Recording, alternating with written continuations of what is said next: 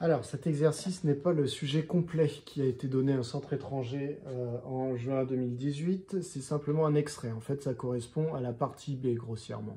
Donc, ça a été remasterisé un petit peu pour créer un exercice sur les suites, mais en fait, à la base, l'exercice, la partie A, c'était les probabilités, etc. Donc ici, ça ne nous intéresse pas. Donc, on se concentre sur la partie B. Vous ne voyez pas partie B ou partie A parce que, du coup, le sujet a été reformulé. Donc, on prend ça comme un exercice normal. C'est au cas où vous alliez chercher un peu sur Internet le vrai sujet. Donc, on vous parle d'un détaillant en fruits et légumes.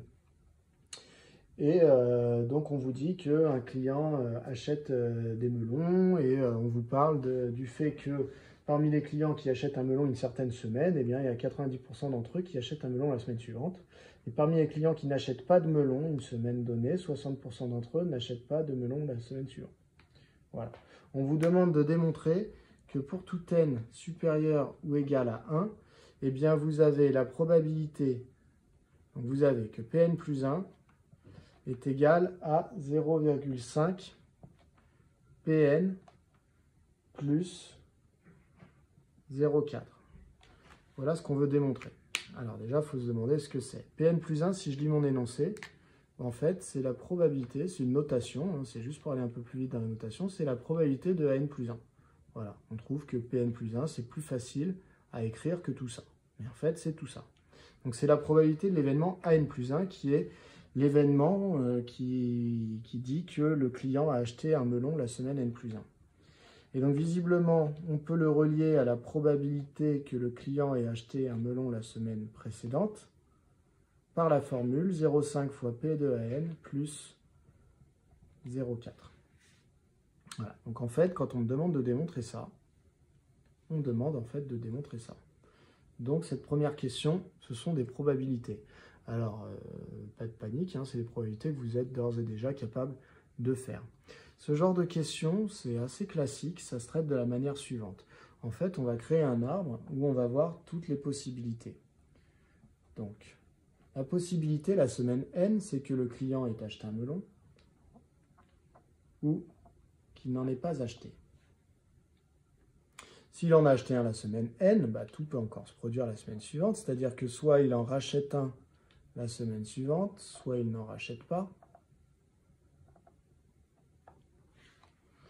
Et si jamais eh bien, il n'en avait pas acheté la semaine N, soit il en achète quand même un la semaine suivante, soit il n'en achète pas la semaine suivante. Donc il continue à ne pas en acheter. Donc ici, visiblement, on me demande de trouver P de AN plus 1. Donc AN plus 1, où est-ce qu'il se trouve dans l'arbre? Il se trouve ici et ici. Il va falloir que je calcule la probabilité des deux branches qui m'amènent à N plus 1 pour les additionner. Donc il faut que je sache un petit peu ce qui est écrit sur les branches. L'énoncé m'a donné quelques informations. Il m'a dit, parmi les clients achetant un melon une semaine donnée, donc les clients qui sont dans l'événement AN, puisque AN c'est j'achète un melon, A comme acheter, hein. J'achète un melon la semaine N, eh bien on me dit qu'il y en a 90% qui achètent un melon la semaine suivante. Donc ça veut dire que quelqu'un qui est dans l'événement AN, il y a 90% de chances de le retrouver dans l'événement AN plus 1. Alors qu'il n'y a que 10% de chances qu'il n'en achète pas de melon la semaine suivante, donc de le retrouver dans cet événement-là. On nous dit, parmi les clients qui n'ont pas acheté de melon une semaine donnée, 60% d'entre eux n'achètent pas de melon la semaine suivante. Donc ça veut dire qu'il y a 60% d'entre eux qui sont dans AN plus 1 bar. Ce qui sous-entend que 40% d'entre eux vont être dans AN plus 1 et vont donc acheter un melon alors qu'ils n'en avaient pas acheté la semaine N. Pour les branches d'avant, l'énoncé ne me donne aucune information, c'est-à-dire que l'énoncé, vous voyez, il me permet de compléter des probabilités d'acheter un melon par rapport à si la semaine d'avant j'en avais acheté un ou pas. Mais là, ici, il n'y a rien qui relie la toute première semaine à la semaine N. Donc en fait, cette probabilité, bah, je vais lui donner son nom, puisque je ne sais pas ce qu'elle vaut. Donc c'est la probabilité de l'événement AN. En face, ici, c'est la probabilité de l'événement AN bar. Mais comme la somme sur deux branches doit toujours faire 1, eh bien en fait, je peux dire que c'est 1 moins la probabilité que j'aurai inscrite là-haut. 1 moins P de AN. Voilà pour ça. Donc, moi, je veux P de n plus 1. Donc je vais écrire ce que c'est. P de n plus 1. C'est égal à quoi? Alors, à n plus 1, je le retrouve ici et ici. Donc, les gens qui ont acheté un melon la semaine n plus 1, il y a les gens qui sont ici, donc qui ont emprunté ce chemin sur l'arbre, cette branche, et les gens qui sont là, donc ici. Donc, il faut que j'additionne ces deux probabilités. Sur une même branche, je multiplie, donc ça me donne 0,9 fois P de AN. Ça, c'est pour cette première branche, et donc il faut que j'additionne avec, donc plus 1 moins P de AN fois 0,4. Donc c'est égal à quoi? Je vais développer ici, donc ça fait 0,9 P de AN plus 1 fois 0,4, donc 0,4, et moins P de AN fois 0,4, donc 0,4 P de AN. Donc au final, j'ai combien de P de AN? Là, il y en a 0,9 et là, il y en a moins 0,4. Donc en tout, il y en a 0,5 P de AN plus le 0,4 qui est ici. Donc j'ai prouvé que P de AN plus 1 était en fait égal à 0,5 P de AN plus 0,4, c'est-à-dire ça. Donc avec les notations de l'énoncé, eh bien pour tout n appartenant alors, à grand N étoile, donc pour tout n supérieur ou égal à 1, eh bien ce qu'on a noté petit pn, bah, pn plus 1, c'est-à-dire p de n plus 1, c'est 0,5 fois p de an, c'est-à-dire pn, plus 0,4. Voilà pour cette question. Si elle vous paraît un peu compliquée, sachez que vous allez la faire plusieurs fois cette année. Donc il va falloir vous y habituer. Pour la question 2a, on me demande de montrer que pour tout n supérieur ou égal à 1, P de n est strictement plus grand que 0,8. Alors on me donne l'information qu'il faut que je le fasse par récurrence. Donc c'est parti. Je vais montrer par récurrence que... Je vais montrer par récurrence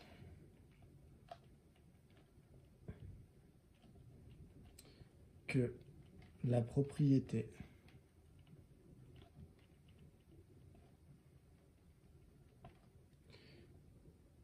Pn, alors vous voyez, je note comme d'habitude, mais je mets un grand P pour ne pas confondre avec celui-là. La propriété grand Pn, c'est que la probabilité petit pn serait plus grand que 0,8. Voilà, et je veux montrer que cette probabilité est vraie pour tout n supérieur ou égal à 1.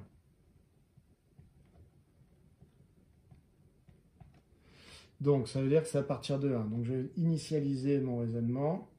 Donc, initialisation. Je vais l'initialiser pour le tout premier n, c'est-à-dire pour n égale 1. Donc, il faut que je vérifie que P1 est bien plus grand que 0,8. Alors, P1, qu'est-ce que ça vaut? Bah, P1, d'après l'énoncé, c'était la probabilité de l'événement A1, c'est-à-dire la probabilité que la personne achète un melon la première semaine. Alors, celle-là, elle est un peu particulière, puisque bah, cette probabilité, ça va être 1, puisque j'ai dit que mon client, c'était sûr et certain, la première semaine, avait acheté un melon. Alors, de toute façon, dans l'énoncé, on vous l'avait redit, on vous avait dit P1 égale 1. C'est parce qu'on est sûr que le client achète un melon la première semaine. Donc tout simplement, P1 est bien supérieur à 0,8. C'est ce que je voulais montrer. Donc, ma propriété P1, la propriété grand P1, est vraie. Donc maintenant, il ne me reste plus qu'à prouver que ma propriété est héréditaire, qu'elle se transmet d'un rang n à un rang n plus 1 sans problème. Donc hérédité. Je vais supposer qu'elle est vraie pour un n, et je vais montrer que dans ce cas-là, elle sera vraie pour le rang suivant, donc le rang n plus 1. Donc supposons Pn, c'est-à-dire que la probabilité petit pn plus grande que 0,8, vrai pour un entier naturel n supérieur ou égal à 1. Montrons que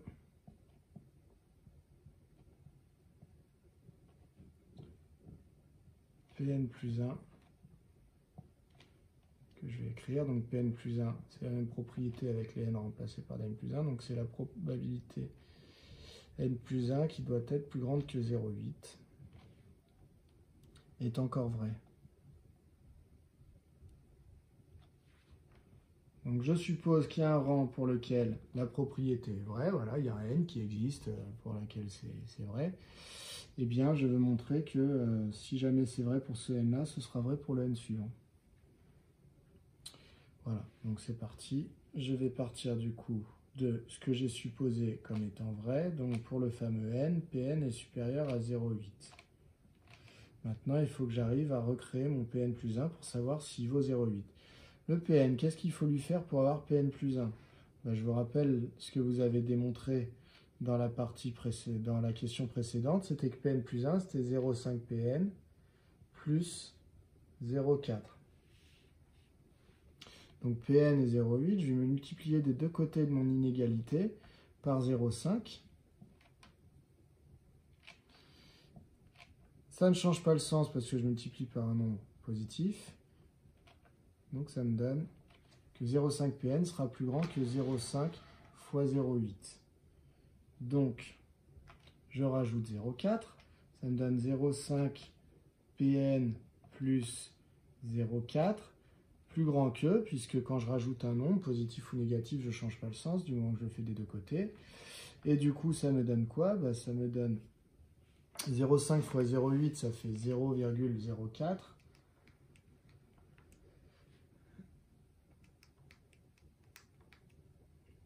Du coup, ça me donne 0,05 fois 0,8, pardon, 0,4.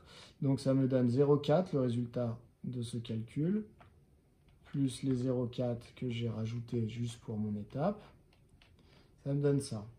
Donc finalement, ici, vous voyez encore quand j'écris, oui, donc ici j'ai reconstruit la formule de Pn plus 1, donc je peux dire que c'est Pn plus 1. Et de l'autre côté, 0,4 plus 0,4, ça me donne tout pile 0,8. Donc c'est exactement ce que je voulais. Donc j'ai prouvé que ma propriété Pn entraînait ma propriété Pn plus 1. Donc elle était héréditaire. Donc, propriété Pn, attention, c'est pas le même P, hein, entraîne la propriété Pn plus 1. Voilà. Et donc je vais pouvoir conclure ma récurrence en disant que la propriété Pn, en fait, elle est vraie pour tout entier n supérieur ou égal à 1. Donc c'est ce que je vais faire.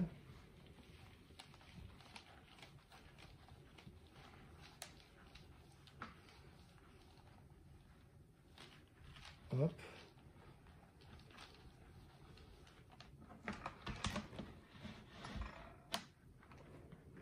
Donc conclusion, c'est la dernière étape de mon raisonnement. Conclusion. La propriété est toujours vraie, donc je peux le dire. Pour tout n supérieur ou égal à 1, Pn sera supérieur à 0,8. Voilà qui vient conclure cette question. Pour la question petit b, on me demande de démontrer que la suite Pn est décroissante. Alors pour ça, il y a deux méthodes. La première méthode, à laquelle vous pourriez penser, c'est une récurrence. Étant donné que ça a très bien marché avec la question précédente, vous pouvez être quasiment sûr que ça va très bien marcher avec cette question-là. Si vous faites une récurrence, vous allez, je ne vais pas la faire, je vais exposer plutôt l'autre méthode, mais si vous la faisiez, la propriété Pn serait, eh bien ça serait que, puisqu'on veut prouver que la suite est décroissante, bah que un terme Pn est toujours plus grand que le suivant. Voilà. Donc ce serait ça votre propriété. Il faudrait le vérifier pour n égale 1. Donc il faudrait vérifier d'abord que P1 est bien plus grand que P2. Alors pour ça, P1, on sait que c'est 1. Et P2, il faudrait le calculer. Hein. P2, comment on le calcule?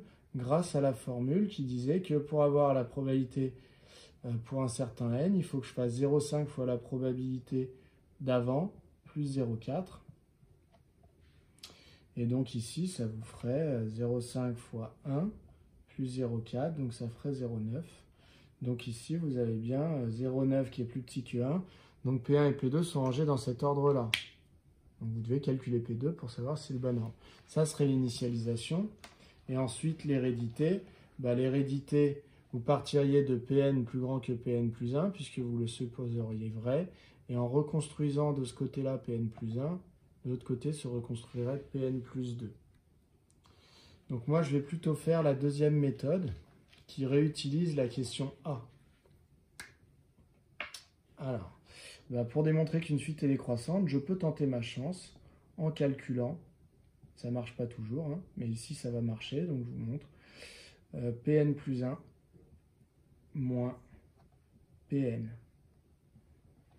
Si jamais le résultat à la fin est positif, c'est que Pn plus 1 est plus grand que Pn. Si jamais à la fin le résultat est négatif, c'est que c'est Pn plus grand, qui est plus grand que Pn plus 1. Alors, Pn plus 1, on a écrit dans la toute première question que c'était 0,5 Pn plus 0,4. Ça, c'est Pn plus 1. Donc, je vais retirer le Pn qui est à la fin. Ça me donne quoi? 0,5 Pn moins Pn. Donc ça, c'est 0,5 Pn, c'est la moitié de Pn. Et je lui retire Pn en entier. Donc, du coup, ça me donne moins 0,5 Pn plus 0,4. Et donc ça, il faudrait savoir si c'est positif ou négatif. Donc de manière générale, on ne serait pas en mesure de conclure ici pour savoir si c'est positif ou négatif parce que ça dépend de la valeur de Pn. Mais là, il y a une question très particulière qu'on a fait juste avant, c'est qu'on a montré que Pn était toujours plus grand que 0,8. Et ça va nous sauver. Parce que si Pn est plus grand que 0,8, je vais dire, or, pour tout n, alors ici c'est n étoile, hein. Pour tout n appartenant à n étoile, eh bien, Pn, je sais qu'il est plus grand que 0,8. Donc, si je multiplie par moins 0,5 mon Pn, ça va changer de sens puisque je multiplie par un nombre négatif, mais ça va faire moins 0,5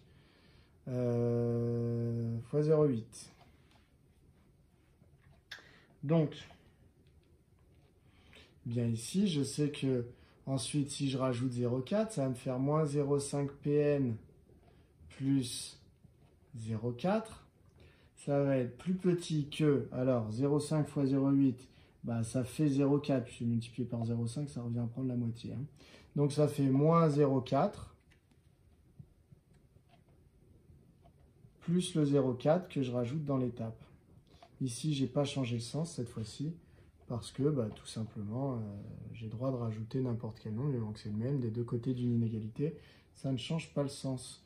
Et du coup, ici, j'ai que, là, j'ai refabriqué Pn plus 1 moins Pn, j'ai refabriqué ce nombre-là, donc Pn plus 1 moins Pn est plus petit que moins 0,4 plus 0,4, c'est-à-dire 0. Donc, on vient donc de prouver que, tout simplement, Pn plus 1 moins Pn, ce nombre était négatif, ce qui veut dire que Pn plus 1 est plus petit que Pn. Donc Pn plus 1 est plus petit que Pn. Donc en fait, ma suite est décroissante. Donc la suite P est décroissante. Voilà. Mais bon, je répète, la méthode avec la récurrence, qui est un tout petit peu plus longue, fonctionne très très bien. Alors je dis qu'elle est plus longue, mais en réalité, comme vous avez déjà fait une récurrence avant, en général, vous arrivez à accélérer un peu plus sur la rédaction, puisque c'est la même suite, et du coup, c'est quasiment les mêmes étapes. Voilà pour cette question. Dans cette question C, on nous demande la suite P est-elle convergente? Alors, on ne nous demande pas de calculer la limite. Et puis, ça vient après une question où on nous a demandé le sens de variation de la suite. Donc, ça doit nous rappeler un théorème du cours qui dit que toute suite croissante et majorée convergent, ou que tout de suite décroissante et minorée convergent. Alors nous ici, notre suite P, on vient de démontrer qu'elle est décroissante. Donc on va le dire. La suite P est décroissante. Et donc si j'arrive à prouver qu'elle est minorée, eh bien je vais avoir prouvé qu'elle converge. Je vais pouvoir conclure qu'elle converge. Eh bien elle est bien minorée, parce qu'on a démontré que tous mes termes de ma suite étaient supérieurs à 0,8. Donc 0,8 minore les termes de ma suite. Donc la suite est minorée par 0,8. Donc je peux en conclure qu'elle converge. Alors si je veux savoir vers quoi, je ne vais pas pouvoir savoir tout de suite. Mais en tout cas, ce qui est sûr, c'est que c'est vers un nombre qui est forcément plus grand que 0,8. Puisque ma suite est minorée par 0,8, elle ne peut pas converger vers un nombre plus petit que 0,8. Donc, ça peut être 0,8 comme ça peut être un nombre plus grand. Voilà pour la question C. Alors pour la question A, la question 3, on arrive vraiment sur des questions tout à fait classiques que vous avez l'habitude de traiter. On définit une suite V en disant que pour tout n supérieur ou égal à 1, Vn est défini par Pn moins 0,8 et on nous demande de démontrer que la suite V est géométrique. Donc là, c'est vraiment la question classique et en plus avec des suites qui sont extrêmement simples. Pour démontrer qu'une suite est géométrique, je vous rappelle, il faut démontrer que je passe d'un terme au suivant multipliant par toujours le même nombre, la raison. Donc je vais chercher à exprimer Vn plus 1 en fonction de Vn. Et ici, j'espère trouver un nombre fixe, une constante. Donc, Vn plus 1, qu'est-ce que ça vaut? Vn plus 1, par définition, c'est Pn plus 1 à qui j'ai retiré 0,8. Mais Pn plus 1, qu'est-ce que ça vaut? Eh bien, Pn plus 1, d'après la toute première question, c'est 0,5 Pn plus 0,4. Donc, à ce Pn plus 1, je retire 0,8, ce qui me donne 0,5 Pn moins 0,4. 0,4 moins 0,8, ça fait moins 0,4. Bon, mais là, je n'ai pas terminé, je n'ai pas fait apparaître V. Pour l'instant, j'ai Pn, je n'ai pas Vn. Mais je sais que Vn, c'est Pn moins 0,8. Donc, ça veut dire que Pn, c'est Vn plus 0,8. Donc, je vais dire que Vn égale Pn moins 0,8. Donc, Pn est égal à Vn plus 0,8. Donc ici, je vais remplacer Pn par Vn plus 0,8. À ça, je retire 0,4. Donc ça me donne, je développe 0,5 Vn plus 0,5 fois 0,8, ça fait 0,4. Il y a le moins 0,4 qui se retire après. Ça me donne 0,5 Vn plus 0,4 moins 0,4, ça s'annule. J'ai donc prouvé que Vn plus 1 est égal à 0,5 Vn. J'ai donc prouvé que ma suite V était géométrique de raison 0,5. Donc, V est géométrique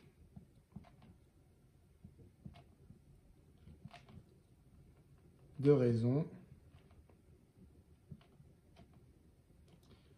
Q égale 0,5. Alors, est-ce qu'on me demandait le premier terme? Oui, on donnera le premier terme V1 et deux premiers termes.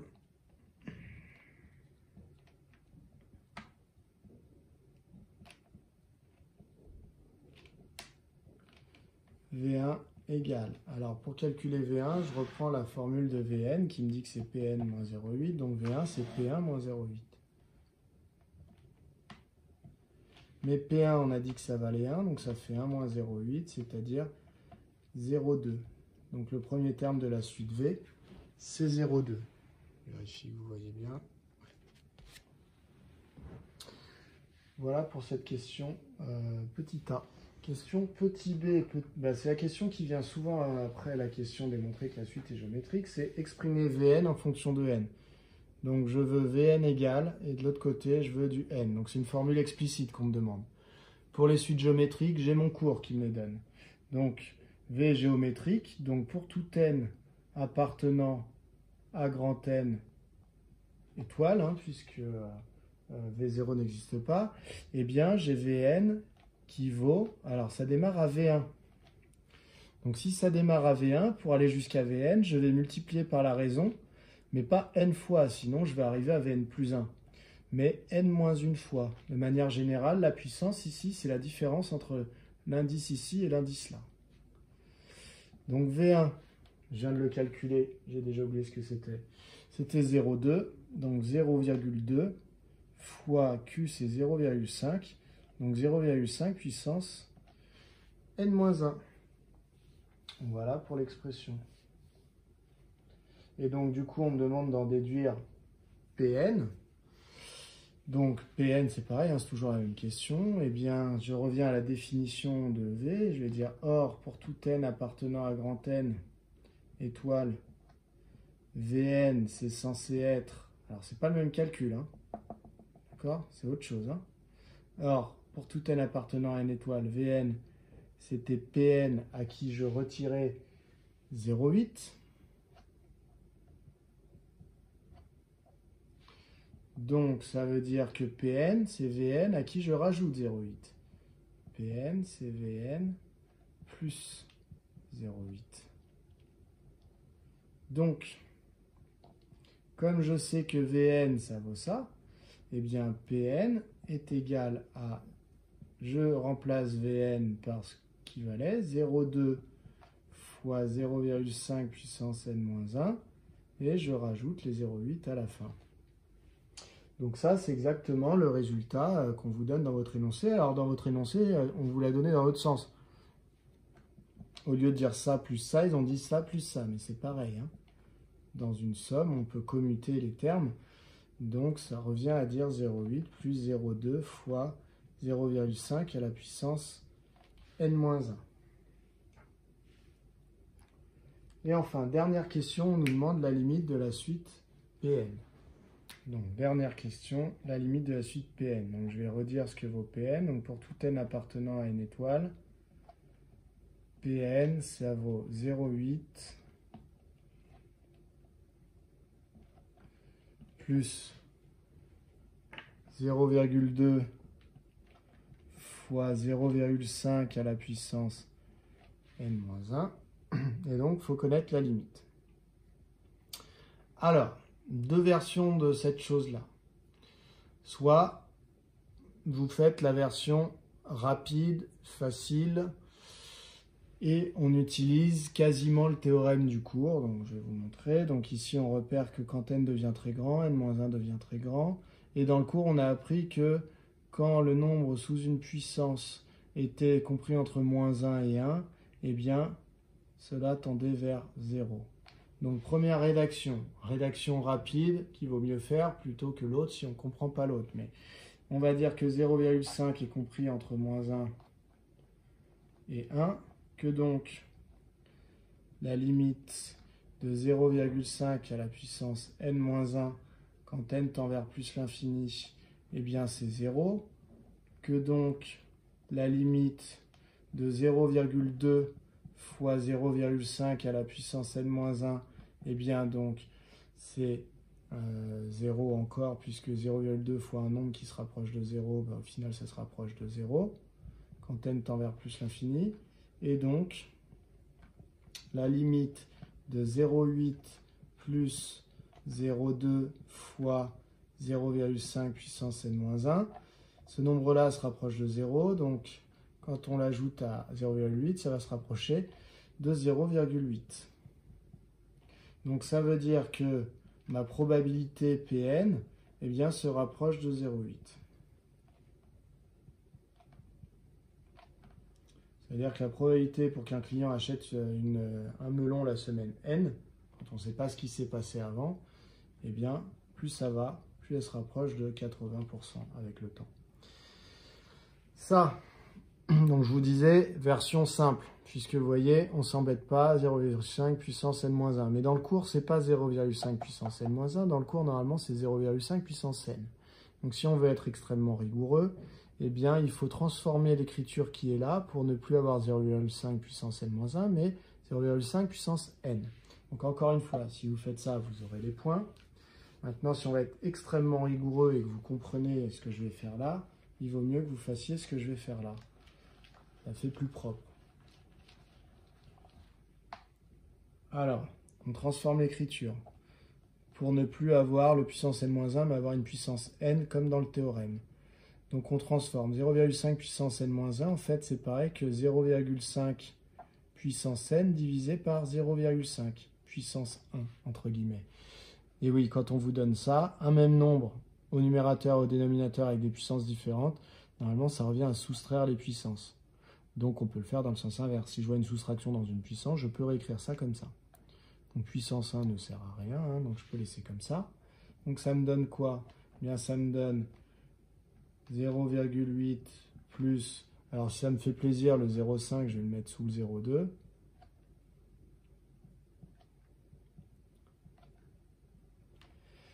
Voilà.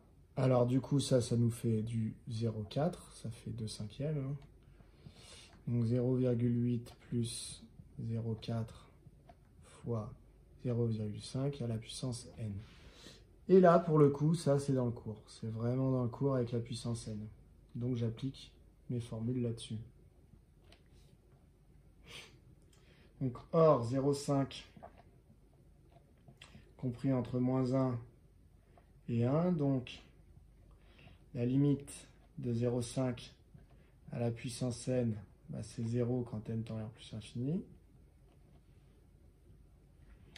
Donc la limite quand n tend vers plus l'infini de 0,4 fois 0,5 à la puissance n, bah, c'est encore 0. Et donc la limite de 0,8 plus 0,4 fois 0,5 à la puissance n, c'est égal à 0,8. Je vais un peu plus vite hein, parce que c'est la même chose que dans l'autre méthode. Hein. Et donc, ça veut dire que la limite de Pn quand n tend vers plus l'infini, eh bien, c'est égal à 0,8. On obtient donc bien le même résultat. Voilà pour cet exercice. Donc, pour résumer le début sur les probabilités, si vous semble un peu compliqué avec l'arbre, sachez qu'on va le revoir, on va en refaire plusieurs. Par contre, la question 3 est très classique et la question 2A aussi, la récurrence. Donc vraiment, question 2 et 3, hein, c'est-à-dire sauf la première question avec l'arbre, tout le reste c'est extrêmement classique, il faut vraiment très très bien maîtriser. Si vous tombez sur quelque chose comme ça, vous avez même de la chance parce que c'est vraiment très très balisé.